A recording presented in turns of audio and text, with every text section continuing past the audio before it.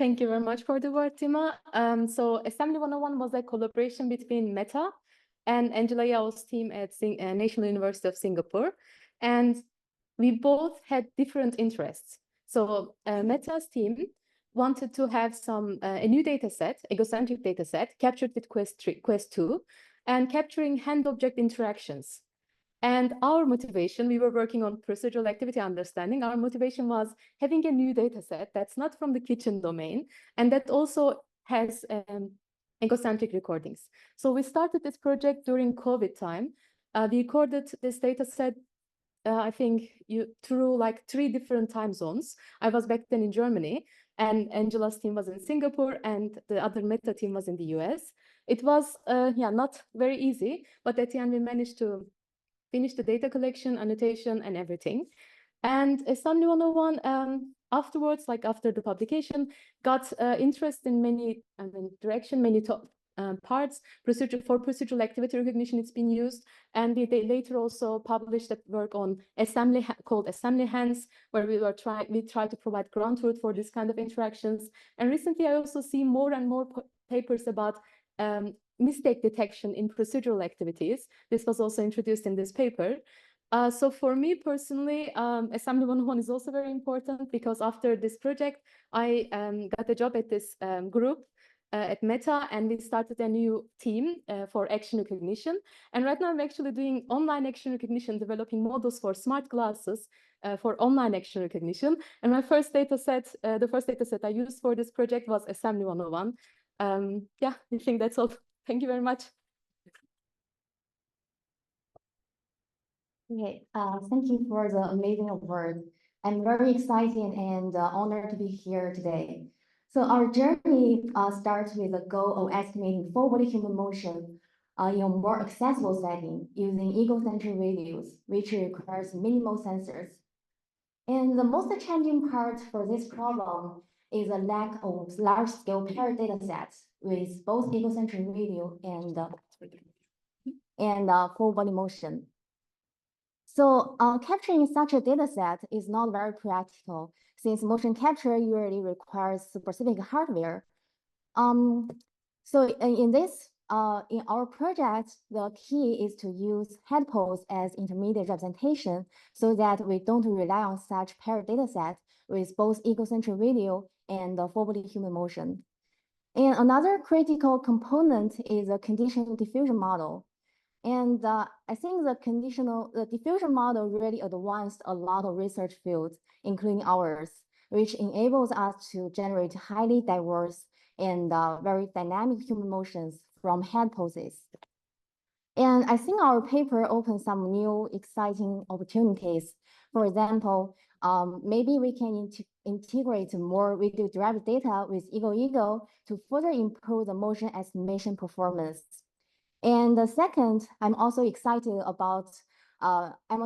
to see whether we can use this approach to extract motion from egocentric radio and use the extracted motions to further improve the human behavior analysis to infer human actions and intentions. And finally, I'd like to thank my advisors for their support and positive feedback during the research project. And their encouragement gave me the confidence to address the challenging task because at the beginning, I really don't believe this will work. I also want to thank the authors of previous work and for fruitful discussions about the egocentric pose estimation topic. And these discussions really deepened my understanding of egocentric pose estimation. And thanks again for the award. And we are very excited to continue pushing the boundaries in egocentric vision. Thank you. Hi, everyone. Thank you so much on behalf of all the 84 authors of this paper for this recognition, which is really awesome. So if you don't know about Ego4D, in a few words about the motivation, the aim was to collect everyday unscripted activity in as many places as possible and as natural settings as possible. And at the end of the day, this meant about 3,600 plus hours of such content from almost 1,000 different individuals in 74 cities around the world.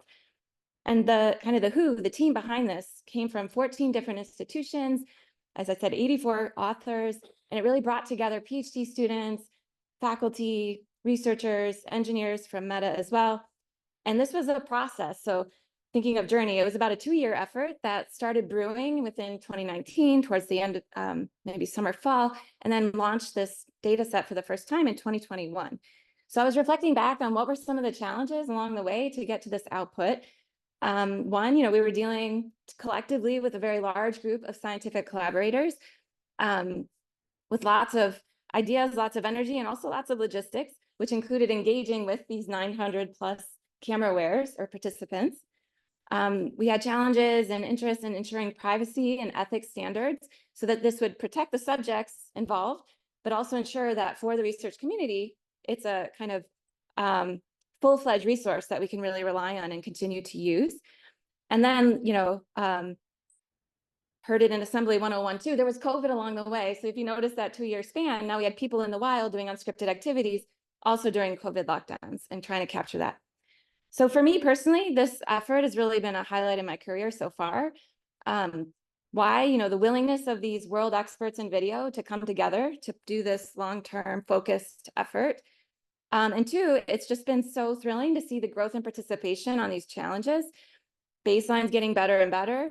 As you'll see later today, now the 4th instance of the challenge, and I think it's something like 85 teams who are participating now. And also to see the adoption by sister communities like robotics, language, bringing new ideas that didn't exist at the start of this effort, but now can be enabled in new ways. So finally, big thanks to everyone who created Ego4D, some of whom are here in the room, and thanks again for this recognition.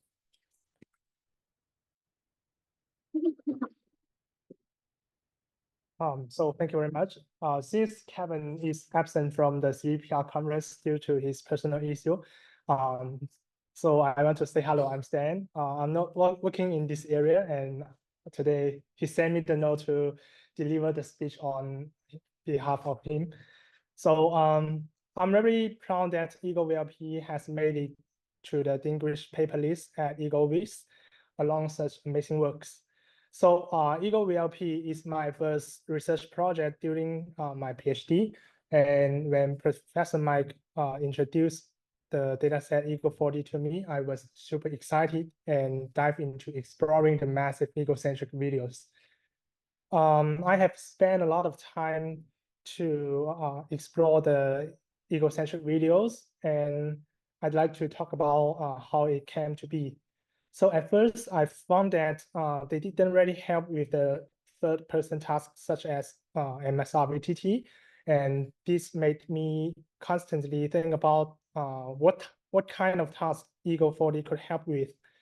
But then I tried it with egocentric videos such as Epic Kitchens by chance, and it showed significant improvements. And this made me believe in the importance of egocentric video pre-training. And I'm very glad to see that EgoVLP is now receiving the community's attention, and its model and findings are making a difference to the egocentric community. And finally, I'd like to thank my collaborators, including Alex, Mattia, Michael, Bernard, Dima, Liu Wei, and Mike, and many others. Thank you very much. All right, I'll prepare this. Some of them are in the room, Min, Lingni, Ayush, Chris, Richard. This was my first dataset project, and also the hardest project I worked during my PhD. It took us 8 months to collect the data and about 1 month to get the methods to work. But it was a learning experience going all the way from cameras to having a model which works on your particular set of data. And there were questions which I would not even imagine you have to worry about when you're working in a dataset project. Like, how many memory cards are they prepared for tomorrow? What batteries? How many channels do we have? Trying to make sure that GoPros don't heat up in Seattle summer. That was a big issue we run into, but I think this was the biggest learning experience, and now it's a whole thing on its own. There are spin-off datasets, and the code is being used. to support more data sets in the future, but really appreciate. Thank you so much for the offer. Thanks so much for giving the award to EgoVil V2. This was my first internship during PhD. I was in Meta during the summer of 2022, and I started the work with the aim to build good summarization systems for long-form egocentric videos. But then we saw that for building summarization systems, as the summarization dataset at that time was very small scale, we needed very good pre-trained weights. And from there, I started to look into Ego4D, the previous papers like EgoVLP and Lavilla. And from there, we built the pre-training system. So the whole thing took almost 8 to 9 months to work to complete the pre-training, then to transfer the pre-trained weights to multiple tasks and benchmarks. But the overall experience, like it was a like multi-institute collaborative effort, and I learned a lot. And I think this was the first big scale project in my PhD. So I would like to thank all my collaborators. I think some of them is already here, EL and Peng Chuang, and my advisor for supporting. So yeah, thank you very much for the award. So kind of before Epic Sounds, everyone kind of knew audio and visual have very strong correlations, but there's a bit of too strong of an assumption because people kind of assume this was perfectly aligned. But when we kind of thought about it, there was a few issues. We use different semantics to describe sound, and sometimes we use different timestamps to describe actions for the same thing in visuals. So this is kind of where Epic Sounds was born. And yeah, we went through a year's worth of work, annotating 100 hours worth of audio, equally as many hours typo correcting and listening to sounds that are really indistinguishable. You'd be surprised that an egg sounds like a ceramic bowl when you're just listening to it through headphones. And yeah, it was a really big effort from all of us. So thanks to our co-authors, Vangelis and Andrew, who aren't here as well.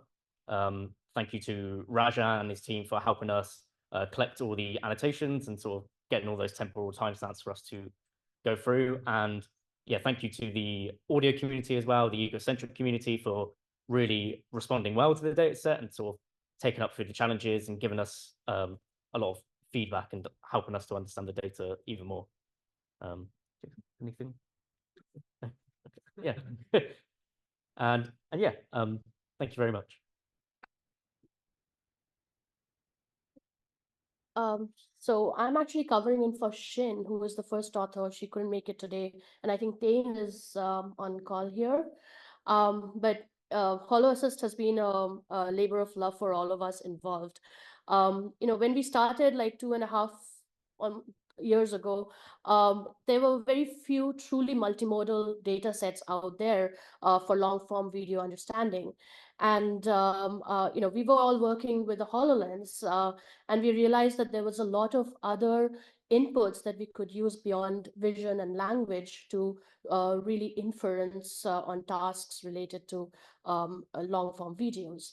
So we started from there. And then the second idea that we had was to actually have sort of this interactive agent that can look at what we see and basically help us along the way for step-by-step guidance or sort of this open-ended questions of the task around the task. So if you look at the data set, we have both action recognition, but also other kinds of novel metrics around mistake detection, intervention prediction, and so on, which actually try to model the user intent beyond just the task at hand. So there's already a lot of engagement from the community. Thank you. We love that excitement goes on. And a huge shout out to everybody involved in Microsoft Research, Neil Joshi and his team, and also in Microsoft Mixed Reality, Mark Polifius and all of us involved. Thank you. Hi everyone. It's very happy to be here to win this award, and then thank the committee for selecting Lavilla as one of the outstanding awards. This project was done during my internship at Meta, and then it was mentored by my two amazing mentors, Ishan and Rohit. who really helped me a lot during the project. Because I think I actually had a lot of like back and forth kind of things during the project development. So basically the project was trying to learn very good video representation from large scale video. And then like before we mostly like have these kind of like single label video data set. And then we realized like it is very impossible to scale to like even large scale, because we know like these video or like action particularly, they have a very complex combination of these nouns, verbs, and then even more complex like kind of descriptions. And then we realized that natural language might be a way to go. And then it's very fortunate to have Ego4D dataset. We actually have very nice kind of natural description, like curated by the entire community, like 3,000 of videos with the kind of human annotated like natural language description. So it serves as our starting point. And then we also figure out that we can actually leverage the large language model to help us create even more captions, which actually we find that it is very, it's becoming more and more popular in recent kind of computer vision community actually. So we have these caption model like actually moves beyond these kind of egocentric videos, but also like for these like more generic kind of video community. So it's very nice to see the impact of the La Villa. So we actually have like over 400 stars on GitHub. And then I heard that like the model itself is also like used in some internal kind of product things. But no more details. Yeah. So, and then after this project, I'm still working on like kind of building more scalable and then more foundational kind of video language models.